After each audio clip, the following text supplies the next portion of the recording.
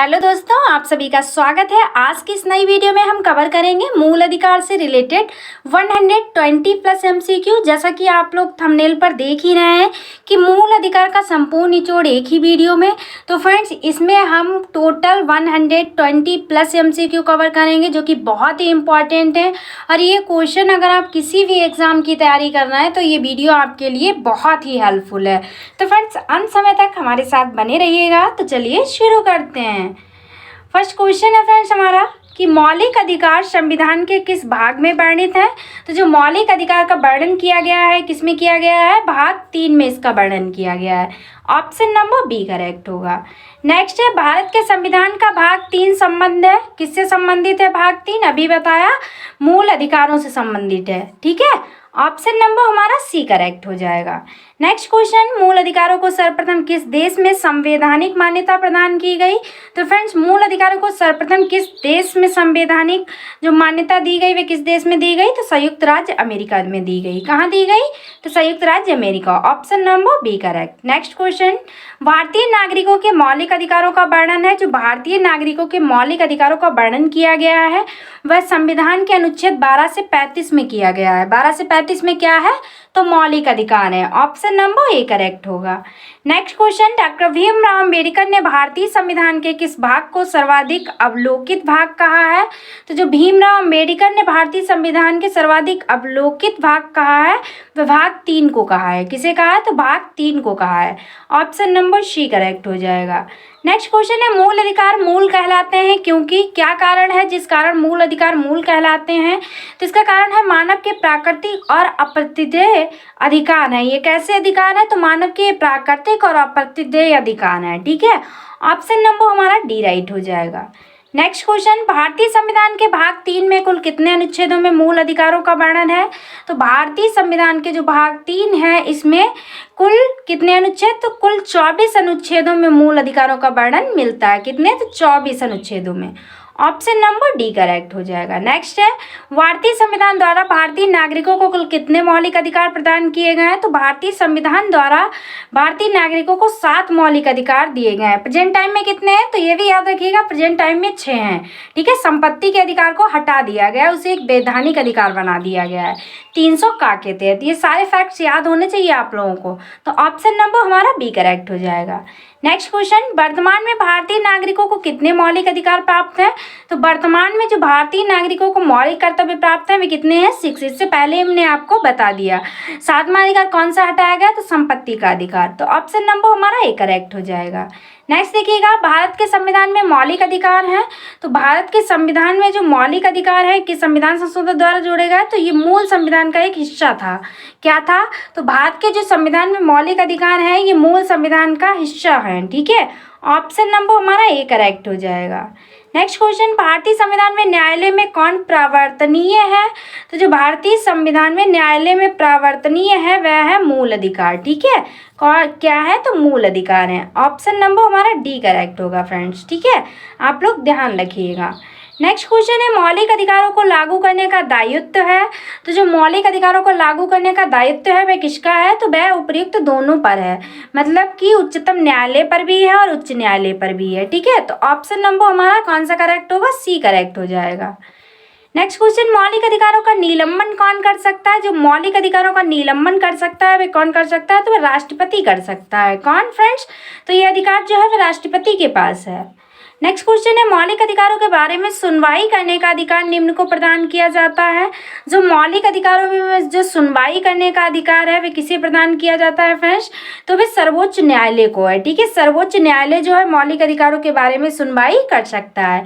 Option number A correct होगा। Friends, ये बहुत ही इंपॉर्टेंट है आपके लिए मौलिक अधिकार, क्योंकि आप भारतीय नागरिक हैं, आपको अपने मौलिक अधिकारों के बारे में जानकारी होना बहुत ही आवश्यक है।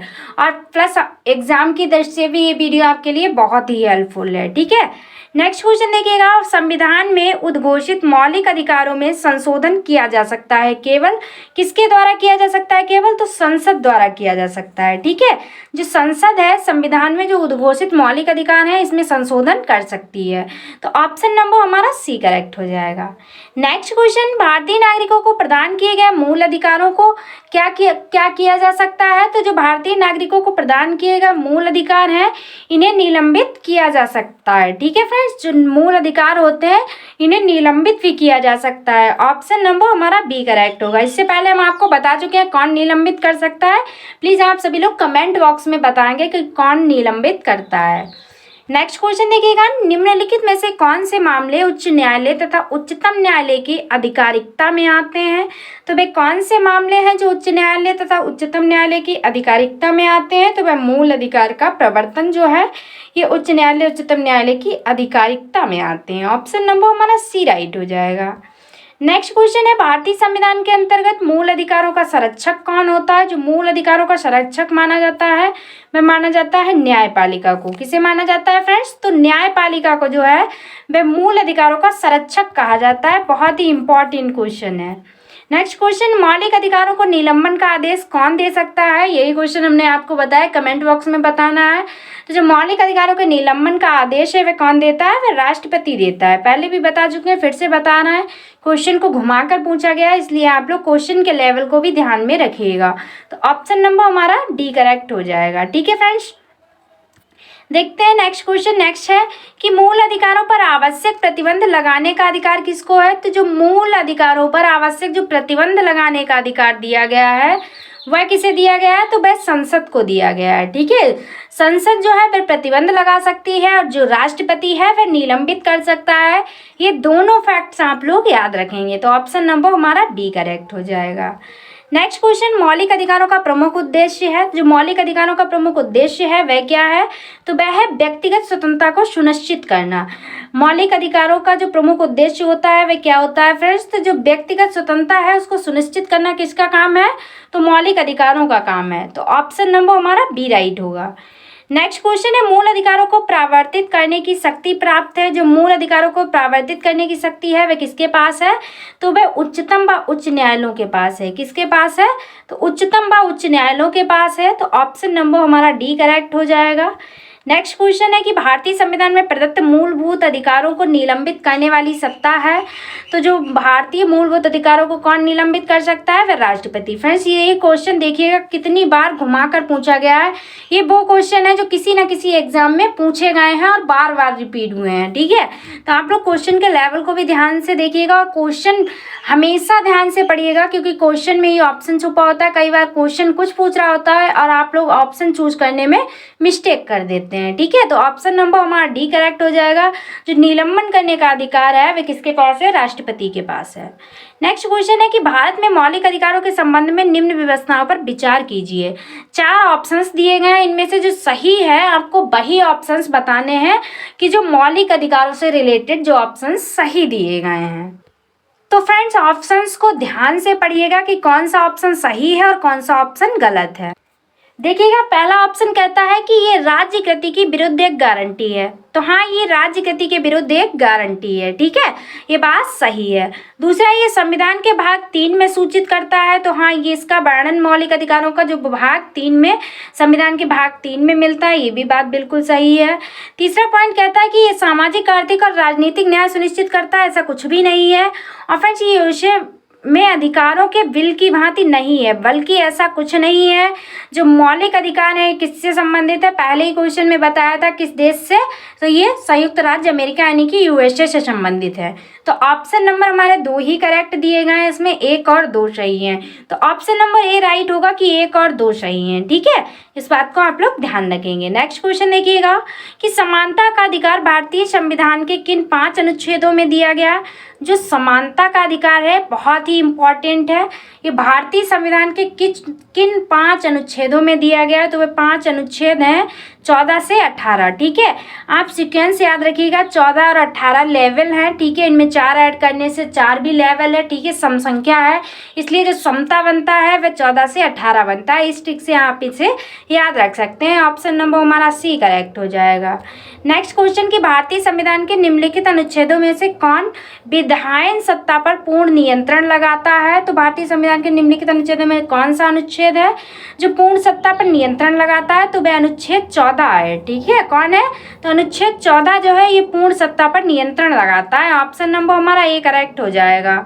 नेक्स्ट क्वेश्चन देखिएगा कि भारतीय संविधान की प्रस्तावना में प्रयुक्त समाजवाद, बहुत ही इंपॉर्टेंट क्वेश्चन है, ध्यान से पढ़िएगा आप लोग, कि भारतीय संविधान की प्रस्तावना में प्रयुक्त समाजवाद शब्द को निम्नलिखित में से किस अनुच्छेद के साथ मिलाकर पढ़ने से सर्वोच्च न्यायालय को समान कार्य के लिए समान वेतन का मौलिक अधिकार परिभाषित करने की शक्ति प्राप्त होती है।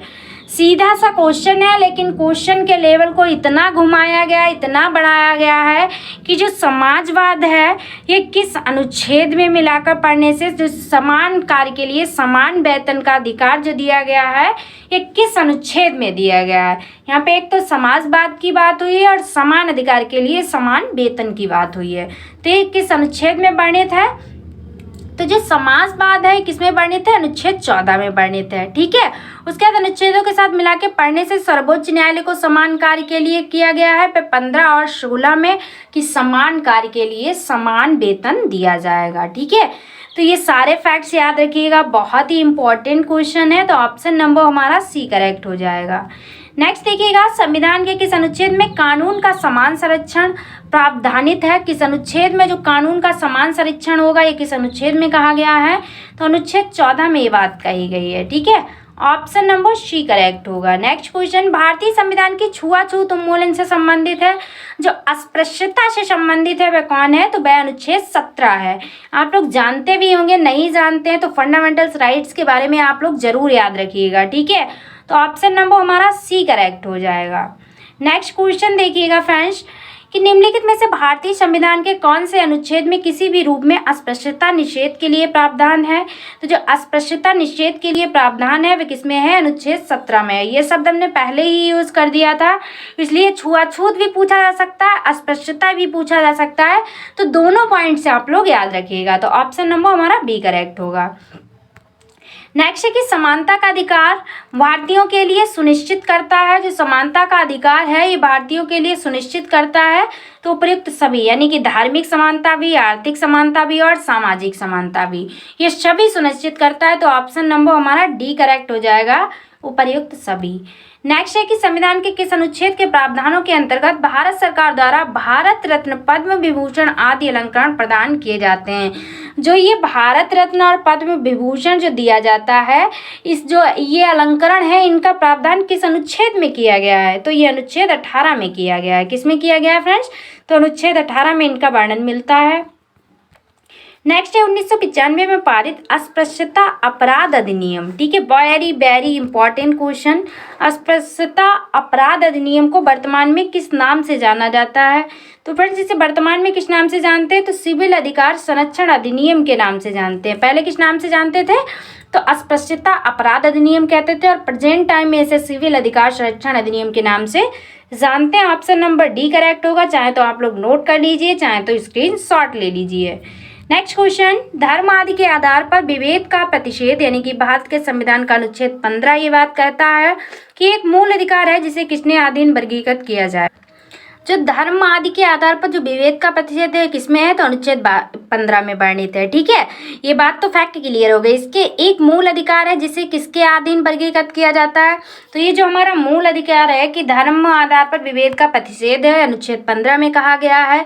इसका वर्गीकृत है किसके अधीन है? तो ये समता का अधिकार है। किसके अधीन है? तो ये समता के अधिकार के अधीन है। ठीक है, ऑप्शन नंबर डी करेक्ट हो जाएगा। नेक्स्ट क्वेश्चन, निम्नलिखित अनुच्छेदों में कौन भिन्न वर्ग में आता है? तो जो भिन्न वर्ग में आता है वह अनुच्छेद 19 आता है। ठीक है, कौन सा? तो अनुच्छेद 19 जो है भिन्न वर्ग में आता है। ऑप्शन नंबर डी करेक्ट हो जाएगा। नेक्स्ट है भारतीय संविधान में किसमें भारतीय सर्वोच्च न्यायालय को समान कार्य के लिए समान वेतन का मौलिक अधिकार निगम करने हेतु सक्षम किया? पहले भी बता चुके हैं, तो इसका राइट आंसर क्या हो जाएगा? ऑप्शन नंबर डी, ए, बी व सी जो है ये सभी को मिलाकर पढ़ना है। ठीक है, यानी कि संविधान की प्रस्तावना में जो प्रयुक्त समाजवादी शब्द है ये भी जोड़ा गया किसमें? समान कार्य के लिए समान वेतन हेतु, और जो संविधान के अनुच्छेद 14 के साथ मिलाकर पढ़ना ये भी इसी में आता है। इसके साथ साथ संविधान के अनुच्छेद 16 के साथ मिलाकर पढ़ना ये सब में किस में आता है? तो समान कार्य के लिए समान वेतन से ही संबंधित हैं ये सभी, तो ऑप्शन नंबर हमारा डी करेक्ट हो जाएगा। नेक्स्ट क्वेश्चन है कि चेन्नई राज्य बनाम चम्पकम दोयराजन मुकदमे में भारतीय सर्वोच्च न्यायालय के निर्णय के परिणाम स्वरूप निम्नलिखित में से किस मौलिक अधिकार को संशोधित किया गया था। तो जो चेन्नई राज्य बनाम चम्पकम दोयराजन था जो मामला, इसे मुकदमे में भारतीय सर्वोच्च न्यायालय के निर्णय के परिणाम स्वरूप किस मौलिक अधिकार के अंतर्गत संशोधित किया गया था। तो वो भेदभाव के विरुद्ध अधिकार के अंतर्गत। ठीक है, जो भेदभाव के विरुद्ध अधिकार होता है उसके अंतर्गत इसमें निर्णय में संशोधन किया गया था। तो ऑप्शन नंबर बी करेक्ट हो जाएगा। नेक्स्ट क्वेश्चन, भारत में समाचार पत्रों का स्वतंत्र है किस अनुच्छेद में संविधान के। तो वह संविधान के अनुच्छेद 19(1) में कहा गया है। ठीक है, काम में विशेष रूप से इससे संबंधित जो उपबंध दिए गए हैं वह काम में दिए गए हैं। ऑप्शन नंबर हमारा ए करेक्ट हो जाएगा। नेक्स्ट क्वेश्चन है कि भारत का संविधान स्पष्टता प्रेस की आज़ादी की व्यवस्था नहीं करता किंतु ये आज़ादी अंतर्निहित है। ये किस अनुच्छेद में वर्णित है। तो ये 19(a) में वर्णित है। ठीक है, आ में वर्णित है। ऑप्शन नंबर हमारा ए करेक्ट हो जाएगा। नेक्स्ट क्वेश्चन, स्वतंत्रता के मूल अधिकार से संबंधित संविधान अनुच्छेद 19 के अंतर्गत कितने प्रकार की स्वतंत्रता प्रत्याभूत हैं। फ्रेंड्स, सबसे इम्पॉर्टेंट बात जो प्रेस की स्वतंत्रता जो वर्णन है ये अनुच्छेद 19 में दिया गया है। ये फैक्ट भी आप लोग याद रखिएगा। और फ्रेंड्स, इसके अंतर्गत कितने प्रकार की स्वतंत्रताएं प्राप्त हैं। तो वे 6 प्रकार की स्वतंत्रताएं प्राप्त हैं। ठीक है, ऑप्शन नंबर हमारा सी करेक्ट हो जाएगा। नेक्स्ट क्वेश्चन है, स्वतंत्रता का अधिकार संविधान के किन अनुच्छेदों में वर्णित है। तो जो स्वतंत्रता का अधिकार है ये किस में वर्णित है। पहले भी बताया 19 से 22 में वर्णित है। ठीक है, जो स्वतंत्रता का अधिकार है संविधान के किन अनुच्छेदों में वर्णित है। तो 19 से 22 में वर्णित है। ऑप्शन नंबर बी करेक्ट हो जाएगा। नेक्स्ट क्वेश्चन देखिएगा, अनुच्छेद 19 में वर्णित स्वतंत्रता निम्नलिखित में से किसको प्राप्त है। जो अनुच्छेद 19 में वर्णित है वह किसको प्राप्त है फ्रेंड्स। तो हमने आपको बताया केवल भारतीय नागरिकों को प्राप्त हैं। किन्हें प्राप्त है। तो केवल भारतीय नागरिकों को प्राप्त हैं। तो ऑप्शन नंबर हमारा डी करेक्ट हो जाएगा। नेक्स्ट क्वेश्चन है कि भारतीय संविधान का अनुच्छेद 21 निम्नलिखित में से किसके विरुद्ध संरक्षण प्रदान करता है। जो अनुच्छेद 21 है ये किसके विरुद्ध संरक्षण प्रदान करता है। तो जो अनुच्छेद 21 है ये कार्यपालिका तथा विधायिका दोनों के विरुद्ध जो है संरक्षण प्रदान करता है। ये क्वेश्चन भी वेरी इंपॉर्टेंट है। तो ऑप्शन नंबर हमारा डी करेक्ट हो जाएगा। नेक्स्ट क्वेश्चन, भारत के संविधान का निम्नलिखित में से कौन सा अनुच्छेद प्रेस की स्वतंत्रता से संबंधित है। तो हमने अभी बताया अनुच्छेद 19 है जो है वह प्रेस की स्वतंत्रता के बारे में वर्णन करता है। तो ऑप्शन नंबर ए करेक्ट होगा। नेक्स्ट क्वेश्चन, निम्नलिखित में से नागरिकों का स्वतंत्रता संबंधी सही अधिकार कौन सा है। जो स्वतंत्रता संबंधी सही अधिकार है वह कौन सा है। तो वह है भाषण तथा विचार व्यक्त करने की स्वतंत्रता, यानी कि भाषण अपने विचारों की अभिव्यक्ति की जो स्वतंत्रता है वह स्वतंत्रता संबंधी सही अधिकार है। तो ऑप्शन नंबर सी करेक्ट हो जाएगा। नेक्स्ट क्वेश्चन, प्रेस की स्वतंत्रता किस अधिकार में निहित है। तो जो प्रेस की स्वतंत्रता है ये भाषण स्वतंत्रता के में निहित है। ठीक है, किसमें। तो भाषण स्वतंत्रता के अंतर्गत निहित है। ठीक है, ऑप्शन नंबर बी राइट होगा। नेक्स्ट क्वेश्चन है कि निम्नलिखित से कौन मौलिक अधिकार नहीं है। अब आपको बताना है इनमें से कौन मौलिक अधिकार नहीं है। बोलने का अधिकार तो मौलिक अधिकार के अंतर्गत आता है। व्यवसाय का भी अधिकार हम लोगों को दिया गया है। धर्म का भी अधिकार दिया गया है क्योंकि धर्म में समानता दी गई है। लेकिन हड़ताल पर जाने का अधिकार ये जो है मौलिक अधिकार के अंतर्गत नहीं आता है। तो ऑप्शन नंबर हमारा सी ही करेक्ट होगा कि यहाँ पे पूछा गया नहीं आता है। तो ऑप्शन नंबर सी राइट होगा कि हड़ताल पर जाने का अधिकार जो है मौलिक अधिकार नहीं है। भारतीय संविधान का कौन सा अनुच्छेद व्यक्ति की विदेश यात्रा अधिकार को संरक्षण प्रदान करता है। जो विदेश यात्रा अधिकार को संरक्षण प्रदान करता है वह कौन सा अनुच्छेद है। तो वह अनुच्छेद 21 है। कौन सा अनुच्छेद। अनुच्छेद 21 है। ऑप्शन नंबर सी राइट होगा। नेक्स्ट क्वेश्चन है, निम्न वक्तव्यों पर ध्यान दीजिए। ठीक है, कौन से कथन दिए गए हैं जो सही हैं। ठीक है, किसी को राष्ट्रगीत गाने के लिए बाध्य नहीं किया जा सकता क्योंकि इसके लिए कारण बताए गए हैं। जो सही कारण होंगे वही आपको टिक करने हैं। तो ऑप्शन को ध्यान से देखिएगा। जो फ्रेंड्स नेशनल सॉन्ग होता है उसके लिए किसी को भी मतलब प्रेशर नहीं डाला जा सकता या फोकस नहीं किया जा सकता कि आपको ऐसा करना ही पड़ेगा। तो उससे रिलेटेड इसमें 3 कथन दिए गए हैं। अब आपको पढ़ना है कि कौन सा सही है और कौन सा गलत है। जो सही होगा वही आपका राइट आंसर होगा। ठीक है, तो पहला कहता है कि इससे वाक स्वतंत्र और अभिव्यक्ति के अधिकार का उल्लंघन होगा। ये बात बिल्कुल सही है। इससे अंतःकरण और धर्म के आभार रूप से आचरण और प्रचार करने की स्वतंत्रता के अधिकार का उल्लंघन होगा। ये भी बात सही है। राष्ट्रीय गीत गाने के लिए किसी को बाध्य करने वाला कोई विधिक उपबंध नहीं है।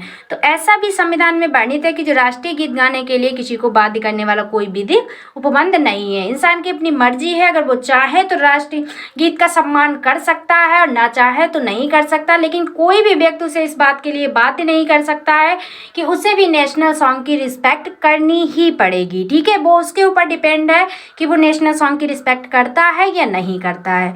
तो हमारा जो राइट आंसर हो जाएगा, इसमें तीनों कथन सही दिए गए, तो ऑप्शन नंबर सी हो जाएगा। 1 2 3 तीनों सही है। ठीक है, ऑप्शन नंबर हमारा सी करेक्ट होगा। ठीक है, इस बात को आप लोग ध्यान रखिएगा।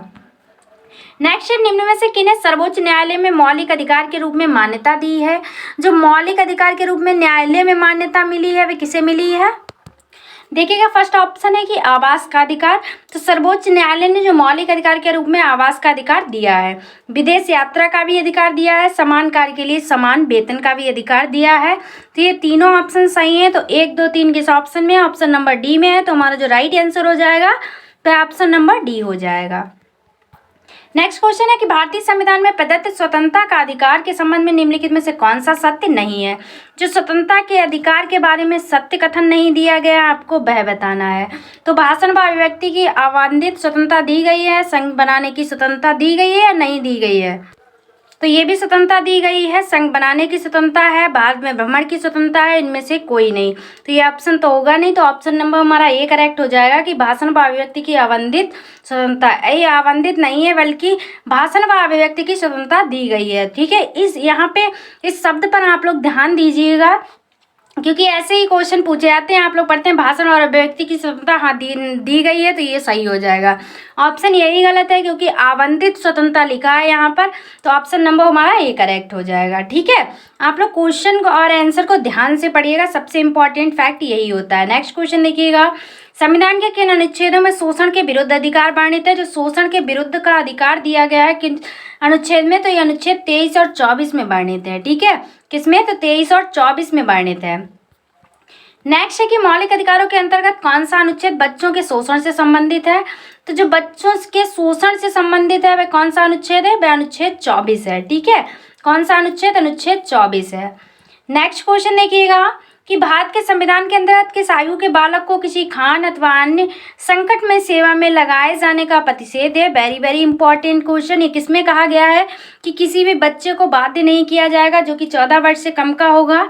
ठीक है, या किसी कारखाने या फिर खाने या फिर ऐसे जो कि उसके स्वास्थ्य पर बुरा प्रभाव डालते हैं, ऐसे जगह पर कार्य नहीं किया करना चाहिए बच्चों को। तो वे 14 वर्ष से कम बच्चों को, कितने वर्ष से? तो 14 वर्ष के कम बच्चों के लिए ये प्रावधान है। तो ऑप्शन नंबर ए करेक्ट हो जाएगा। नेक्स्ट क्वेश्चन, कारखानों अथवा खानों में कोई व्यक्ति नियुक्त नहीं किया जा सकता जब तक उसकी आयु कम से कम कितनी ना हो? फ्रेंड्स अभी बताया 12 वर्ष से हो। ठीक है, 12 नहीं बल्कि 14 होगा। इस ऑप्शन में 12 ही दिया गया था, ये पहले क्वेश्चन पूछा गया है, तो आप लोग 12 भी याद रखिएगा। ऑप्शन के अकॉर्डिंग वैसे तो 14 वर्ष होता है। ठीक है, तो आप लोग 14 खासकर याद रखिएगा। अगर ऑप्शन में 12 होता है तो वहाँ पर आप 12 भी चूज कर सकते हैं। ठीक है, अगर 14 है तो आप 14 को ज़्यादा प्रायोरिटी दीजिएगा। नेक्स्ट क्वेश्चन है कि भारतीय संविधान के अनुसार किसी भी व्यक्ति को जिसे गिरफ्तार अथवा बंदी किया जाता है सबसे नज़दीकी मजिस्ट्रेट के समक्ष उपस्थित करना होता है। कितने टाइम में उपस्थित करना होता है? तो वह 24 घंटे में करना होता है। ठीक है, 24 घंटे के अंदर तुम्हें किसी भी जो सबसे नज़दीक तुम्हारा मजिस्ट्रेट पड़ रहा है उसके समक्ष उस व्यक्ति को आपको जरूर उपस्थित करना है 24 घंटे के अंदर अंदर। तो ऑप्शन नंबर हमारा बी करेक्ट हो जाएगा। नेक्स्ट क्वेश्चन है कि 14 वर्ष से कम आयु के बहुत से गरीब बच्चे पटाखे बनाने वाले कारखानों में काम करते हैं। इन कारखानों में बच्चों को काम देने से किस मौलिक अधिकार का उल्लंघन होता है? तो किस मौलिक अधिकार का उल्लंघन होता है? तो वे शोषण के विरुद्ध अधिकार का उल्लंघन किया जाता है। ठीक है, और शोषण के विरुद्ध अधिकार किस में दिया गया है? तो 23 और 24 में वर्णित है।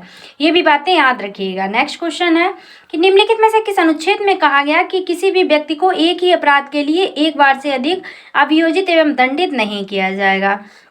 फ्रेंड्स, कोई भी व्यक्ति है अगर वो कोई अपराध करता है, उसे एक बार सजा मिल चुकी है, तो उसी अपराध के लिए उसे दोबारा दंडित नहीं किया जाएगा और ना ही उसे कोई सजा दी जाएगी। तो ये किस बात में कहा गया है? तो ये अनुच्छेद 20 में वर्णित है। ठीक है, ये बात जो अनुच्छेद 20 में वर्णित है, ऑप्शन नंबर ए करेक्ट हो जाएगा। नेक्स्ट क्वेश्चन है कि भारतीय संविधान में कोई अपराध किए जाने के लिए किसी सामान्य व्यक्ति को जिसे किसी सामान्य विधि के अंतर्गत गिरफ्तार किया गया हो, निम्नलिखित में से कौन सा अधिकार प्रदान करता है? तो वह किस अधिकार के अंतर्गत आता है? जिसे भारतीय संविधान में कोई अपराध किए जाने के लिए किसी सामान्य व्यक्ति को जिसे किसी सामान्य विधि के अंतर्गत गिरफ्तार किया गया हो, तो भाई उपयुक्त सभी अधिकार के अंतर्गत आता है। ठीक है, गिरफ्तारी का कारण उसे शीघ्रता जानने का अधिकार है। ठीक है, जिसे गिरफ्तार किया गया है उसे पता होना चाहिए कि उसे क्यों गिरफ्तार किया गया है, ये कारण उसे जानने का अधिकार दिया गया है। ठीक है, उसके साथ साथ अपनी रुचि के अनुरूप वकील से वे परामर्श लेने एवं बचाव करने का अधिकार भी उस व्यक्ति को प्राप्त होगा। और इसी के साथ साथ जो गिरफ्तारी के 24 घंटे के अंदर मजिस्ट्रेट के समक्ष प्रस्तुत किया जाने का अधिकार भी उस व्यक्ति के सामने है। अगर 24 घंटे के अंदर वह मजिस्ट्रेट के समक्ष प्रस्तुत नहीं करता है तो उसे गिरफ्तार करने का कोई हक नहीं है। ठीक है, व्यक्ति अपनी स्वतंत्रता हो सकता है, स्वतंत्रता करवा सकता है। ठीक है, तो ऑप्शन नंबर हमारा डी करेक्ट हो जाएगा। उपयुक्त सभी अधिकार हैं जो किसी भी सामान्य व्यक्ति को अगर कोई बंदी बना लेता है तो ये अधिकार जो है उस बंदी के लिए मान्य होंगे। वह जान सकता है क्या कारण है, अपने वकील से परामर्श ले सकता है और 24 घंटे के अंदर उसे किसी मजिस्ट्रेट के सामने उपस्थित होना ही पड़ेगा। नेक्स्ट क्वेश्चन देखिएगा कि धार्मिक स्वतंत्रता का अधिकार संविधान के किन अनुच्छेदों में वर्णित है? तो फ्रेंड्स धार्मिक स्वतंत्रता 25 से 28 आप लोग याद रखिएगा। ये डिजिट्स भी ऐसे हैं जो धार्मिक स्वतंत्रता से मिलते जुलते हैं, तो ऑप्शन नंबर हमारा डी करेक्ट हो जाएगा। नेक्स्ट क्वेश्चन, भारतीय संविधान के अनुच्छेद 25 का संबंध है, अभी बताया किससे संबंधित है? धर्म की स्वतंत्रता से संबंधित है। ठीक है, 25 से 28 में धर्म की स्वतंत्रता का वर्णन किया गया, ऑप्शन नंबर सी राइट होगा। धार्मिक स्वतंत्रता के अधिकार में संविधान के अंतर्गत सम्मिलित है, क्या क्या सम्मिलित है देखिए, आप लोग ऑप्शन पे ध्यान दीजिएगा। धर्म प्रचार करने का अधिकार है, बिल्कुल दिया गया है। सिखों को कृपाण धारण एवं रखने का अधिकार, ये भी अधिकार दिया गया है। राज्यों का समाज सुधारक विधि निर्माण का अधिकार भी प्रदान किया गया है धार्मिक स्वतंत्रता के अंतर्गत। धार्मिक निकायों का लोगों को धर्म परिवर्तन, भैया धर्म परिवर्तन के बारे में कुछ भी नहीं कहा गया है धार्मिक स्वतंत्रता में, इस बात को आप लोग हमेशा याद रखिएगा। तो ऑप्शन नंबर 4 तो हमारा गलत हो जाएगा। बाकी जो 3 ऑप्शन दिए गए हैं कि धर्म प्रचार करने का अधिकार प्राप्त है हम लोगों को, सिखों को कृपाण धारण करने का भी अधिकार है और राज्यों को समाज सुधारक विधि निर्माण करने का भी अधिकार है, लेकिन धर्म परिवर्तन का कोई अधिकार धार्मिक स्वतंत्रता में नहीं दिया गया। तो 1 2 3 4 सही है, तो किस ऑप्शन में है 1 2 3? ऑप्शन नंबर ए में है, तो हमारा राइट आंसर हो जाएगा ऑप्शन नंबर ए। ठीक है, नेक्स्ट देखिएगा, संविधान के किस अनुच्छेद द्वारा सिखों द्वारा कृपाण धारण करना धार्मिक स्वतंत्रता का अंग माना गया है? तो किस अनुच्छेद द्वारा? तो अनुच्छेद 25 के द्वारा। ठीक है, ये व्याख्यान अनुच्छेद 25 में किया गया है। नेक्स्ट है, संविधान द्वारा प्रदत्त धार्मिक अधिकारों पर राज्य किन आधारों पर प्रतिबंध लगा सकता है? तो किन अधिकारों पर प्रतिबंध लगा सकता है राज्य? तो वह स्वास्थ्य संबंधी प्रतिबंध लगा सकता है, सदाचार पर भी, लोक व्यवस्था पर। तो 1 2 3 ऑप्शन नंबर डी राइट हो जाएगा, 1 2 3 करेक्ट होगा। इन सभी पर प्रतिबंध राज्य जो है वह लगा सकता है। नेक्स्ट क्वेश्चन है, संविधान के किन अनुच्छेदों के अंतर्गत अल्पसंख्यकों को अपनी संस्कृति के संरक्षण तथा अपनी पसंद की शिक्षा संस्थानों की स्थापना व संचालन के अधिकार को मान्यता दी गई है? जो अल्पसंख्यक होते हैं उन्हें संस्कृति और शिक्षा संस्थाओं की स्थापना करने का अधिकार दिया गया है, वह अनुच्छेद 29 व 30 में दिया गया है। किसमें? तो अनुच्छेद 29 व 30 में दिया गया है, ऑप्शन नंबर बी करेक्ट हो जाएगा। नेक्स्ट है, भारतीय संविधान का कौन सा अनुच्छेद अल्पसंख्यकों को अपनी मनपसंद शिक्षण संस्थानों को स्थापित तथा संचालित करने का अधिकार को संरक्षण प्रदान करता है? पूछा गया है, क्वेश्चन फिर से घुमाया गया है, तो आप लोग ध्यान रखिएगा अनुच्छेद 30 होगा, ऑप्शन नंबर डी राइट होगा। धार्मिक स्वतंत्रता का अधिकार किस अनुच्छेद के द्वारा दिया गया? तो जो धार्मिक स्वतंत्रता का अधिकार है यह अनुच्छेद 25 में दिया गया है। ठीक है, जो धार्मिक स्वतंत्रता के संबंधित अनुच्छेद हैं वह 25 से 28 में वर्णित हैं, ऑप्शन नंबर सी राइट हो जाएगा। नेक्स्ट क्वेश्चन है, भारतीय संविधान के किस अनुच्छेद में संवैधानिक उपचारों का अधिकार दिया गया है? ये भी बहुत इंपॉर्टेंट है। ठीक है, इसे भीमराव अंबेडकर ने आत्मा भी कहा है। ठीक है, तो कौन सा है? तो वह है 32, अनुच्छेद 32। ठीक है, उपचारों की आत्मा, उपचार का प्रावधान जो दिया गया है वह किस में दिया गया है? तो 32 में दिया गया, आर्टिकल 32। नेक्स्ट क्वेश्चन है कि निम्नलिखित मौलिक अधिकारों में से किसे डॉक्टर भीमराव अंबेडकर ने संविधान का हृदय एवं आत्मा कहा है? अभी हमने आपको बताया, वही क्वेश्चन पूछ दिया गया है, तो किसे कहा गया है? तो ये कहा गया है संवैधानिक उपचारों का अधिकार। इसका वर्णन किस में मिलता है? तो अनुच्छेद 32 आर्टिकल 32 में मिलता है। सारे फैक्ट्स याद रखिएगा। नेक्स्ट क्वेश्चन देखिएगा कि संवैधानिक उपचारों का अधिकार किन परिस्थितियों में निलंबित हो जाता है। तो किन परिस्थितियों में निलंबित होता है, तो जो ऊपर दी गई है ऊपर सभी परिस्थितियों में जो संवैधानिक उपचारों का अधिकार है निलंबित होता है। अगर कोई आपात स्थिति की घोषणा के दौरान इसे निलंबित किया जा सकता है, सेना सदस्यों के संबंध में भी इसे निलंबित किया जा सकता है, या फिर जब सैनिक विधि लागू हो जाती है तब भी संवैधानिक उपचारों का अधिकार जो होता है उसे निलंबित किया जा सकता है। ऑप्शन नंबर डी करेक्ट होगा। नेक्स्ट क्वेश्चन, निम्नलिखित में से कौन सा अधिकार भारतीय संविधान के अनुच्छेद 32 के अंतर्गत प्रावर्तित किए जा सकते हैं। वह कौन सा अधिकार है, तो वह मौलिक अधिकार हैं। ठीक है, जो मौलिक अधिकार है ये 32 के अंतर्गत प्रावर्तित भी किए जा सकते हैं, यानी कि बदलाव किया जा सकता है। नेक्स्ट है, मौलिक अधिकारों को लागू करने के लिए निम्नोक्त में से किस न्यायालय द्वारा जारी किया जा सकता है। किस न्यायालय द्वारा जारी किया जा सकता है, तो समादेश यानी कि रिट जारी की जाती है न्यायालय द्वारा। ठीक है, ऑप्शन नंबर सी करेक्ट होगा। नेक्स्ट क्वेश्चन, व्यक्तिगत स्वतंत्रता के लिए निम्नलिखित में से कौन सी रिट यानी कि याचिका दायर की जा सकती है। बात हो रही है व्यक्तिगत स्वतंत्रता के लिए, तो वह कौन सी याचिका दायर की जाती है, तो हैबियस कॉर्पस दायर की जाती है। कौन सी, तो habeas corpus. Option number C correct होगा। नेक्स्ट है, कौन व्यक्तिगत स्वतंत्रता से संबंधित है। तो जो व्यक्तिगत स्वतंत्रता से संबंधित है वह क्या संबंधित है, तो बंदी प्रत्यक्षीकरण है, हैबियस कॉर्पस। ठीक है, बंदी प्रत्यक्षीकरण, इसे जरूर याद रखिएगा। नेक्स्ट क्वेश्चन, विभिन्न प्रकार के समादेश यानी कि रिट जारी करने का अधिकार सर्वोच्च न्यायालय के अतिरिक्त निम्नलिखित में से किस या किन न्यायालय या न्यायालयों को प्राप्त है। सबसे इंपॉर्टेंट बात कि जो वह सर्वोच्च न्यायालय रिट जारी करता है, इसके साथ साथ और किसे प्राप्त है ये अधिकार, तो ये राज्य के उच्च न्यायालयों को प्राप्त है। ठीक है, राज्य के जो उच्च न्यायालय हैं वे भी रिट जारी कर सकते हैं। ऑप्शन नंबर ए करेक्ट हो जाएगा। नेक्स्ट क्वेश्चन, बंदी प्रत्यक्षीकरण हैबकस कॉर्पस जो है अतिरिक्त निम्नलिखित में से किस याचिका को उच्च न्यायालय जारी करता है। तो किस याचिका को, तो वह है उपरोक्त सभी यानी कि उत्प्रेषण, परमादेश और अधिकार परीक्षा, इन सभी को जारी करता है उच्च न्यायालय। नेक्स्ट क्वेश्चन, बंदी प्रत्यक्षीकरण याचिका है। क्या है बंदी प्रत्यक्षीकरण याचिका, तो निरुद्ध व्यक्ति या हितवद्ध व्यक्ति दोनों के द्वारा दाखिल की जा सकती है। जो बंदी प्रत्यक्षीकरण याचिका है किसके द्वारा, तो निरुद्ध व्यक्ति होता है या फिर हितवद्ध व्यक्ति होता है, इन दोनों के द्वारा दाखिल की जा सकती है। ऑप्शन नंबर डी करेक्ट हो जाएगा। नेक्स्ट क्वेश्चन है, निम्नलिखित में से किस स्थिति में बंदी प्रत्यक्षीकरण याचिका जारी की जा सकती है। तो जो बंदी प्रत्यक्षीकरण यात्रा है किस स्थिति में, तो ये दोषपूर्ण पुलिस नजरबंदी के दौरान। क्या ऑप्शन नंबर हमारा सी करेक्ट हो जाएगा। नेक्स्ट क्वेश्चन है, किसी व्यक्ति का अवैध निरोध के मामले में न्यायालय द्वारा जारीकृत परमादेश निम्न में से कौन है। तो किसी व्यक्ति का जो अवैध निरोध के मामले में न्यायालय द्वारा जारीकृत परमादेश है वह कौन सा है, तो वह बंदी प्रत्यक्षीकरण। ठीक है, कौन सा है, तो बंदी प्रत्यक्षीकरण है। ऑप्शन नंबर ए करेक्ट हो जाएगा। नेक्स्ट है, निम्नलिखित में से किस याचिका यानी रिट का शाब्दिक अर्थ होता है हम आदेश देते हैं। ये बहुत ही इम्पॉर्टेंट है। वह कौन सी रिट है जिसका ये शाब्दिक अर्थ होता है कि हम आदेश देते हैं, तो वह किसके अंतर्गत आता है, परमादेश। ठीक है, जो मैंडमस होता है इसके अंतर्गत आता है। ऑप्शन नंबर हमारा बी करेक्ट हो जाएगा।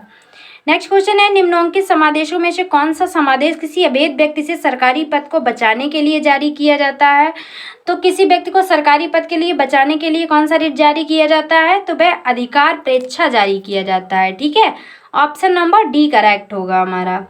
नेक्स्ट क्वेश्चन, व्यक्ति निगम अथवा अधीनस्थ अधिकरण जिस कार्य को करने के लिए अवध है उस कार्य को करने के लिए जारी करने वाले रिट को हम लोग क्या कहते हैं, तो उस रिट को हम लोग परमादेश कहते हैं। ठीक है, ऑप्शन नंबर बी करेक्ट हो जाएगा। नेक्स्ट क्वेश्चन, वह रिट जो भारत में उच्चतम न्यायालय अथवा सर्वोच्च न्यायालय द्वारा किसी व्यक्ति या सार्वजनिक संस्था का आदेश देती है वह अपने कर्तव्य का पालन करे क्या कहलाती है। जो सर्वोच्च या उच्चतम न्यायालय द्वारा आदेश दिया जाता है कि वह अपने कर्तव्य का पालन करे, वह किस रिट के अंतर्गत आता है, तो वह परमादेश के अंतर्गत आता है। ठीक है, ऑप्शन नंबर ए राइट हो जाएगा। नेक्स्ट क्वेश्चन है, निम्नलिखित में से किस लेख यानी रिट के द्वारा किसी सक्षम न्यायालय द्वारा किसी व्यक्ति, निगम या निचली अदालत को कोई ऐसा कार्य करने के लिए आदेश दिया जाता है जो उसकी कर्तव्य सीमा में आता है और जिन्हें उन्हें पूरा करना भी चाहिए, तो किसके अंतर्गत आता है, तो ये भी परमादेश के अंतर्गत आता है। ऑप्शन नंबर बी राइट हो जाएगा। एक ऐसी याचिका जो न्यायालय द्वारा जारी की जाती है। फ्रेंड्स, ये वही क्वेश्चन है जो कि एग्जाम में पूछे गए हैं, ठीक है, एज इट इज ऐसे ही पूछे गए हैं। एक ऐसी याचिका जो न्यायपालिका द्वारा जारी की जाती है तथा जिसमें कार्यपालिका को कहा जाता है कि वह यह कार्य करे जो उसे प्राप्त शक्तियों के अंतर्गत करना चाहिए था। ये किस याचिका यानी रिट के अंतर्गत आता है? तो ये मोंटेमस के अंतर्गत आता है, ठीक है, मोंटेमस के अंतर्गत। ऑप्शन नंबर बी करेक्ट हो जाएगा। नेक्स्ट क्वेश्चन, उत्प्रेषण रिट निम्न में से किस आधार पर जारी की जाती है? तो जो उत्प्रेषण रिट है ये उपयुक्त सभी के अंतर्गत जारी की जाती है। अधिकारिता का अभाव या अधिकारिता से बाहर किए गए कार्य के लिए भी जारी कर सकता है। नैसर्गिक न्याय के सिद्धांतों का अतिक्रमण होने पर भी इसे जारी कर सकता है, दाखिल कर सकता है। उत्प्रेषण रिट और अभिलेख में प्रत्यक्षता प्रकट विधिक त्रुटि के आधार पर भी कर सकता है। तो ऑप्शन नंबर डी करेक्ट होगा, उपयुक्त सभी। नेक्स्ट क्वेश्चन, निम्नलिखित में से किस याचिका के अधीन किसी कर्मचारी को ऐसी कार्रवाई करने से रोका जाता है जिसके लिए सरकारी तौर पर वे हकदार नहीं है? तो ये किसके अंतर्गत आता है, किस रिट के अंतर्गत? तो अधिकार प्रेक्षा के अंतर्गत आता है। ऑप्शन नंबर बी करेक्ट हो जाएगा। नेक्स्ट है, न्यायालय द्वारा जारी किए गए परमादेश के माध्यम से न्यायालय जो है वह किसी व्यक्ति या संस्था को उनके सार्वजनिक दायित्व तथा कर्तव्यों का पालन करने के लिए जारी किया जाता है। जो न्यायालय द्वारा परमादेश होता है इसका माध्यम से न्यायालय जो क्या करता है, वह किसी व्यक्ति संस्था को उनके सार्वजनिक दायित्व कर्तव्यों का पालन करने के लिए जारी करता है। तो ऑप्शन नंबर डी करेक्ट हो जाएगा। नेक्स्ट क्वेश्चन है, कौन मूल अधिकार के अंतर्गत नहीं आता है? तो मूल अधिकार के अंतर्गत कौन नहीं आता है? तो वह संपत्ति का अधिकार नहीं आता है। ये यूपीएससी में 1990 में भी पूछा गया था, 94 में भी पूछा गया था, तो आप लोग ध्यान रखिएगा, बहुत इंपॉर्टेंट है। ऑप्शन नंबर सी करेक्ट हो जाएगा। नेक्स्ट क्वेश्चन है, निम्नलिखित में से कौन सा मौलिक अधिकार नहीं है? तो इनमें से कौन सा मौलिक अधिकार नहीं है? संपत्ति का अधिकार, ठीक है, एक विधिक अधिकार बन गया है। ऑप्शन नंबर हमारा डी करेक्ट हो जाएगा। संपत्ति के मौलिक अधिकार को कब समाप्त किया गया? तो जो संपत्ति के मौलिक अधिकार को समाप्त किया गया 1978 में संविधान के 44वें संविधान संशोधन द्वारा इसे समाप्त किया गया। कौन से संविधान संशोधन द्वारा? तो 44वें संविधान संशोधन के द्वारा। आप लोग याद रखिएगा 1978 में। ऑप्शन नंबर ए करेक्ट हो जाएगा। संपत्ति का अधिकार एक है, कैसा अधिकार है? तो ये एक कानूनी अधिकार है। ऑप्शन नंबर हमारा डी करेक्ट होगा। कैसा अधिकार है? तो कानूनी अधिकार है, 300 का के तहत बनाया गया है। 44वें संविधान संशोधन विधेयक द्वारा किस मौलिक अधिकार को सामान्य वैधानिक अधिकार बना दिया गया? तो पहले भी बता चुके हैं, वह अधिकार कौन सा है? संपत्ति का अधिकार है। ऑप्शन नंबर हमारा सी करेक्ट होगा। संपत्ति के मूल अधिकार को किस संवैधानिक संशोधन अधिनियम द्वारा समाप्त किया गया? तो पहले भी बताया 44वें संविधान संशोधन द्वारा। जो कब हुआ था? तो 1978 में हुआ था। कब हुआ था? 1978 में हुआ था। नेक्स्ट है कि निम्नलिखित में से कौन सा मौलिक अधिकार नहीं है, आपको बताना है। तो जो संपत्ति का अधिकार है वह मौलिक अधिकार के अंतर्गत नहीं आता है अब, ठीक है। ऑप्शन नंबर बी करेक्ट हो जाएगा। नेक्स्ट क्वेश्चन देखिएगा फिर से आप लोग फ्रेंड्स। क्वेश्चन है हमारा कि भारतीय संविधान के अनुसार संपत्ति का अधिकार क्या है? तो भारतीय संविधान के अनुसार जो संपत्ति का अधिकार है ये विधिक अधिकार है। कैसा अधिकार है? तो एक विधिक अधिकार है। ऑप्शन नंबर बी करेक्ट हो जाएगा। नेक्स्ट क्वेश्चन, संपत्ति के अधिकार को मूल अधिकार की श्रेणी से हटाकर किस अनुच्छेद के अंतर्गत रखा गया? तो संपत्ति के अधिकार को मूल अधिकार की श्रेणी से हटाकर किसके अंतर्गत रखा गया? 300 का के तहत, ठीक है। पहले भी बता चुके हैं हम आपको, अब क्वेश्चन भी पूछा गया तो आप लोग ध्यान रखिएगा। ऑप्शन नंबर सी करेक्ट होगा। नेक्स्ट है, भारत के संविधान के अनुसार जो संवैधानिक अधिकार है किंतु मूलभूत अधिकार नहीं है, वह कौन सा है? तो वह है संपत्ति का अधिकार। संपत्ति का अधिकार जो है वह एक संवैधानिक अधिकार है लेकिन मूलभूत अधिकार नहीं रह गया है। नेक्स्ट क्वेश्चन है फ्रेंड्स हमारा कि भारतीय संविधान का निम्नलिखित में से कौन सा अनुच्छेद ये निर्धारित करता है कि राज्य कोष से संपोषित कुओं, तालाबों, स्नान घाटों का प्रयोग करने से किसी भी नागरिक को वंचित नहीं किया जा सकता। ये किस में वर्णित किया गया है? तो ये अनुच्छेद 15 में वर्णित किया गया है, जिसमें समानता का अधिकार दिया गया है, समता का, ठीक है। तो ऑप्शन नंबर हमारा बी करेक्ट हो जाएगा। नेक्स्ट क्वेश्चन है कि सूची फर्स्ट को सूची सेकंड से आपको सुमेलित करना है। एक तरफ मौलिक अधिकार दिए गए हैं, एक तरफ उनसे रिलेटेड अनुच्छेद दिए गए हैं। अब आप लोग ध्यान से पढ़िएगा और इसका मिलान कीजिए। जो समता का अधिकार है किसमें वर्णित है? तो समिता का अधिकार दिया गया है 14 से 18 में। तो पहले नंबर पे आएगा 1। उसके बाद है वाक का अधिकार यानी कि बोलने का अधिकार। तो बोलने का अधिकार किसमें दिया गया है फ्रेंड्स, देखिएगा। तो जो बोलने का अधिकार हम लोगों को दिया गया है और प्रेस की स्वतंत्रता किसमें वर्णित है, तो अनुच्छेद 19 में वर्णित है। तो कौन सा आएगा, चौथे नंबर, दूसरा जो है वो चौथे नंबर पे आएगा, अनुच्छेद 19, यानी कि यहाँ पे आएगा 4। ठीक है। उसके बाद क्या है, धर्म का अधिकार। ठीक है, धर्म का अधिकार जो है किस अनुच्छेद में दिया गया है, तो धर्म का अधिकार की बात कही गई है अनुच्छेद 25 में। इसका वर्णन 25 से 28 में मिलता है। ठीक है, तो 4 के बाद क्या आएगा, 3। उसके बाद क्या बचा, संवैधानिक उपचारों का अधिकार, आप सभी जानते हैं अनुच्छेद 32 में वर्णित है। तो इसके बाद क्या आएगा, 3, 2 3 आएगा। ठीक है, तो 1 4 2 3 किस ऑप्शन में है, 1 4 2 3 देखिएगा आप लोग किस ऑप्शन में, ऑप्शन नंबर सी में है। तो हमारा राइट आंसर क्या हो जाएगा, ऑप्शन नंबर सी करेक्ट हो जाएगा। ठीक है, और आप लोग ध्यान भी रखिएगा कि जो समता का अधिकार है ये 14 से 18 है, वाक का अधिकार यानी कि बोलने का अधिकार, पेश की स्वतंत्रता 19 में दी गई है, धर्म का अधिकार 25 में है और संवैधानिक उपचारों का अधिकार जो है 32 में है। नेक्स्ट क्वेश्चन है, मौलिक अधिकार में कौन सी बात की स्वतंत्रता नहीं है, पूछा गया है कि नहीं है, तो वह हड़ताल करने की आज़ादी। हड़ताल करने की आज़ादी जो है वह मौलिक अधिकारों के अंतर्गत नहीं आती है। नेक्स्ट है, किस वाद ने संसद को मौलिक अधिकारों में संशोधन का अधिकार दिया, तो किस वाद ने, तो वह केशवानंद भारती वाद ने। किसने, तो केशवानंद भारती वाद के द्वारा संसद को मौलिक अधिकारों में संशोधन का अधिकार प्राप्त हो गया, ऑप्शन नंबर ए करेक्ट हो जाएगा। नेक्स्ट है, किसी न्यायालय अथवा न्यायाधिकरण के आदेश को रद्द करने के लिए निम्नलिखित में से कौन सी रिट जारी की जाती है, तो वह रिट है उत्प्रेषण। ठीक है, ऑप्शन नंबर डी करेक्ट हो जाएगा। नेक्स्ट है, निम्नलिखित में से कौन सा मूल अधिकार विदेशी नागरिकों को प्राप्त नहीं है, वह कौन सा अधिकार जो विदेशी नागरिकों को प्राप्त नहीं है, तो वह अभिव्यक्ति की स्वतंत्रता का अधिकार जो है वह विदेशी नागरिकों को प्राप्त नहीं है, ऑप्शन नंबर बी करेक्ट हो जाएगा। नेक्स्ट है, 6 वर्ष की आयु से 14 वर्ष की आयु के बीच के सभी बच्चों को शिक्षा का अधिकार किसके अंतर्गत दिया गया है, तो मूल अधिकार के अंतर्गत आता है। ये मूल अधिकार है भारतीय नागरिकों का, ऑप्शन नंबर बी करेक्ट होगा। नेक्स्ट है, समानता का अधिकार संविधान के निम्न अनुच्छेदों में से किसके अंतर्गत आता है। जो समानता का अधिकार है वह किसके अंतर्गत आता है, तो हमने आपको पहले ही बताया 14 से, तो देखिएगा 14 से 18 कौन कौन से हैं, तो 14 हो गया, 15 हो गया, 16 हो गया, ये सभी किसके अंतर्गत आएंगे, तो समानता के अधिकार के अंतर्गत आएंगे। तो ऑप्शन भी हमारा यही करेक्ट होगा, 2 3 4, 2 3 4 ऑप्शन नंबर सी में दिया गया है, तो ऑप्शन नंबर सी हमारा करेक्ट आंसर हो जाएगा। नेक्स्ट क्वेश्चन देखिएगा, संविधान के अंतर्गत बंदी प्रत्यक्षीकरण समादेश जारी करने का अधिकार किसमें है। जो बंदी प्रत्यक्षीकरण समादेश जारी करने का अधिकार है वह किसके पास है, उच्च तथा उच्चतम न्यायालय इन दोनों के पास है, ऑप्शन नंबर सी करेक्ट हो जाएगा। नेक्स्ट है, निम्नलिखित में से कौन सा मूल अधिकार नहीं है। जो मूल अधिकार नहीं है वह बताना है, तो कई बार बता चुके हैं, संपत्ति का अधिकार जो है वह मूल अधिकार नहीं रह गया, ऑप्शन नंबर बी करेक्ट हो जाएगा।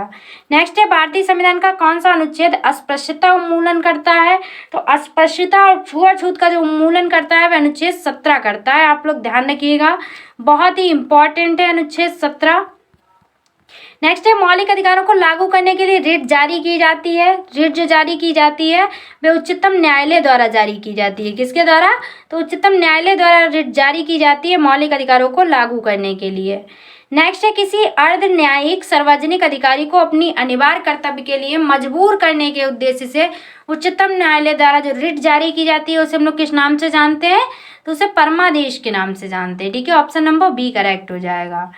नेक्स्ट है, संविधान के अनुच्छेद 17 और 18 में व्यवस्था है, किसकी व्यवस्था है, तो अनुच्छेद 17 और 18 में सामाजिक समता की व्यवस्था की गई है। ठीक है, सामाजिक समता, ऑप्शन नंबर ए करेक्ट होगा। नेक्स्ट है, बाद में उच्चतम न्यायालय में ने निम्नलिखित मामलों में से किसमें माना था कि जो मौलिक अधिकारों में संशोधन नहीं किया जाएगा। ये किस मामले के अंतर्गत माना गया था, वह माना गया था गोलकनाथ का मामला। किसका मामला था, गोलकनाथ। और जो केशवानंद भारती का मामला था इसके अंतर्गत क्या हुआ कि संशोधन किया जा सकता है। ठीक है, तो दोनों याद रखिएगा। नेक्स्ट क्वेश्चन है, निम्नलिखित में से कौन सा मौलिक अधिकार नहीं है, तो फ्रेंड्स एक ही अधिकार है, वह संपत्ति का अधिकार है, जो कि मौलिक अधिकार नहीं है। ये क्वेश्चन पूछा जाता है एग्जाम में। नेक्स्ट है, सूचना का अधिकार किस राज्य में लागू नहीं था। जो सूचना का अधिकार था किस राज्य में, तो ये जम्मू एवं कश्मीर में लागू नहीं था, अब तो जम्मू कश्मीर है, ऑप्शन नंबर हमारा बी करेक्ट हो जाएगा। नेक्स्ट देखिएगा, मौलिक अधिकारों में संशोधन करने में कौन सक्षम है, तो जो मौलिक अधिकारों में संशोधन कर सकता है वह संसद कर सकती है। ठीक है, केशवानंद बनाम मामले के तहत। नेक्स्ट क्वेश्चन है कि भारतीय नागरिकों को मौलिक अधिकारों के युक्त प्रतिबंधों को आरोपित करने की शक्ति किसके पास है? तो मौलिक अधिकारों को युक्त प्रतिबंधों को जो शक्ति है वह संसद के पास है और निलंबित कौन कर सकता है? तो राष्ट्रपति कर सकता है। नेक्स्ट क्वेश्चन, किसी कैदी को न्यायालय के समक्ष प्रस्तुत करवाने के लिए किस रिट की आवश्यकता होती है? अगर कैदी को न्यायालय के समक्ष प्रस्तुत करना है तो कौन सा रिट जारी किया जाता है? तो बंदी प्रत्यक्षीकरण। ठीक है, ऑप्शन नंबर बी करेक्ट होगा। नेक्स्ट है, विधि के सामने समानता का अधिकार है। तो विधि के सामने जो समानता का अधिकार है वह कौन सा है? तो वह नागरिक अधिकार है। कैसा अधिकार है? तो नागरिक अधिकार है। ऑप्शन नंबर ए करेक्ट होगा। अब फ्रेंड्स देखिएगा, इस वीडियो का लास्ट क्वेश्चन है कि वर्तमान समय में भारतीय संविधान के अंतर्गत संपत्ति का अधिकार है। कैसा अधिकार है? तो ये एक प्रकार का कैसा है? वैधानिक अधिकार है संपत्ति का अधिकार। तो ऑप्शन नंबर हमारा बी करेक्ट हो जाएगा।